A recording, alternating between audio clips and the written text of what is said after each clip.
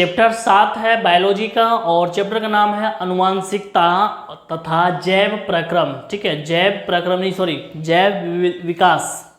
तो इसके बारे में हम लोग जानेंगे। तो इसमें बहुत सारा टॉपिक्स है, जैसे कि रिक्त स्थान, उसके बाद है ऑब्जेक्टिव हो गया जिसमें कि ऑप्शन साथ में रहता है, अति लघु उत्तरीय, उसके बाद लघु उत्तरीय और दीर्घ उत्तरीय क्वेश्चन। इस तरह का टाइप जो क्वेश्चन रहता है तो सभी आपको हल करके देंगे।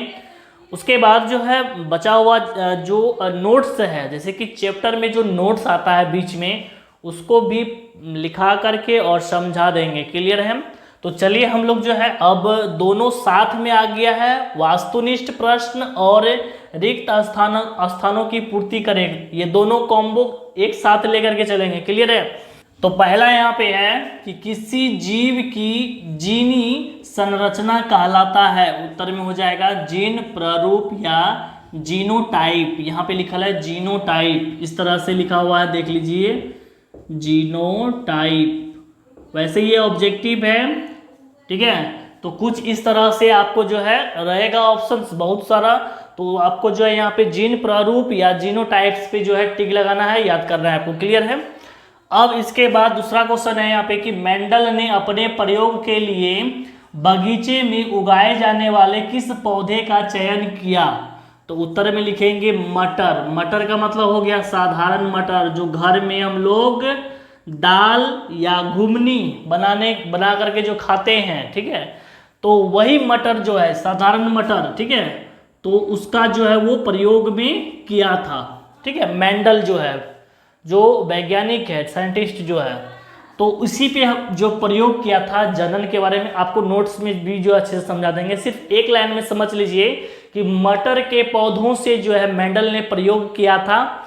ठीक है, कि किस तरह का जनन जो है होगा। ठीक है, बौना होगा कि लंबा होगा, नाटा होगा, छोटा होगा, मोटा होगा, किस तरह का होगा, इसके बारे में बताया गया है। तो क्वेश्चन अब 3 है कि जीव विज्ञान की वह शाखा जिसके अंतर्गत विभिन्नता तथा अनुवांशिकता का अध्ययन किया जाता है कहलाता है।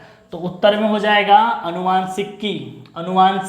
ठीक है, तो जीव विज्ञान का जो वह शाखा है जिसके अंतर्गत विभिन्नता तथा अनुवांशिकता का अध्ययन किया जाता है तो क्या कहलाता है? तो अनुवांशिकी कहलाता है। तो ये आपका परिभाषा भी है, ये बात जान लीजिए। आपका नोट्स में जो रहेगा तो वहां पर भी क्वेश्चन अगर कह दे कि अनुवांशिकी का परिभाषा दे किसे कहते हैं, तो आपका भी वहां पे ये आंसर होगा जो भी आपको क्वेश्चन यहाँ पे दिख रहा है। चौथा क्वेश्चन है अफ्रीकी मानव का जो है सबसे निकट संबंधी है। तो उत्तर में लिखेंगे चिंपैंजी। पांचवा क्वेश्चन है कि पक्षी तथा तितली के पंख हैं। उत्तर में होगा असमजात अंग। ठीक है, तो ये हमारा जो है चैप्टर 7 में जो है आपका यहाँ पे 5 ऑब्जेक्टिव है और ऑब्जेक्टिव आपको देंगे। ठीक है, तो वो आपको बाद में देंगे करके, सारा ऑब्जेक्टिव एक साथ करके देंगे। उसके बाद जो है हम लोग अब जानेंगे रिक्त स्थान को पूर्ति करें, यानी फिल इन द ब्लैंक्स को जानेंगे। तो पहला आप क्वेश्चन यहाँ पे पढ़ते हैं और इसको जानते हैं कि इसका आंसर क्या होगा।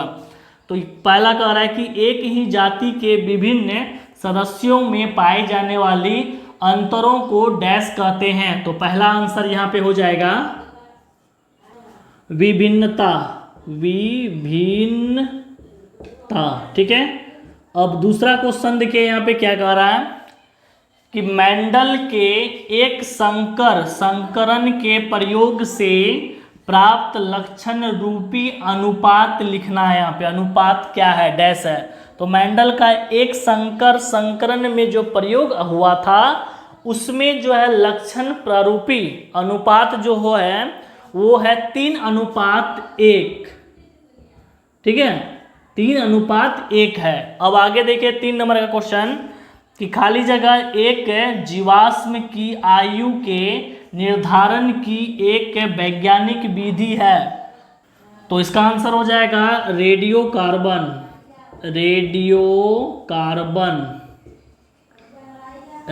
कार्बन या एक और इसका नाम है काल निर्धारण।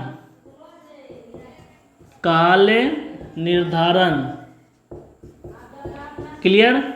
काल निर्धारण अब यहाँ पे चौथा क्वेश्चन देखिए क्या कह रहा है कि जीवों के किसी जटिल अंग की उत्पत्ति अचानक नहीं बल्कि अनगिनत पीढ़ियों में डैश के द्वारा हुई है। यानी क्या कह रहा है कि जीवों का जो किसी भी जटिल अंग है, जो कि जटिल मतलब हो गया सख्त, सख्त अंग, जो उसकी उत्पत्ति अचानक नहीं हुआ, ठीक है, बल्कि अनगिनत पीढ़ियों में डैश के द्वारा इसका हुआ है।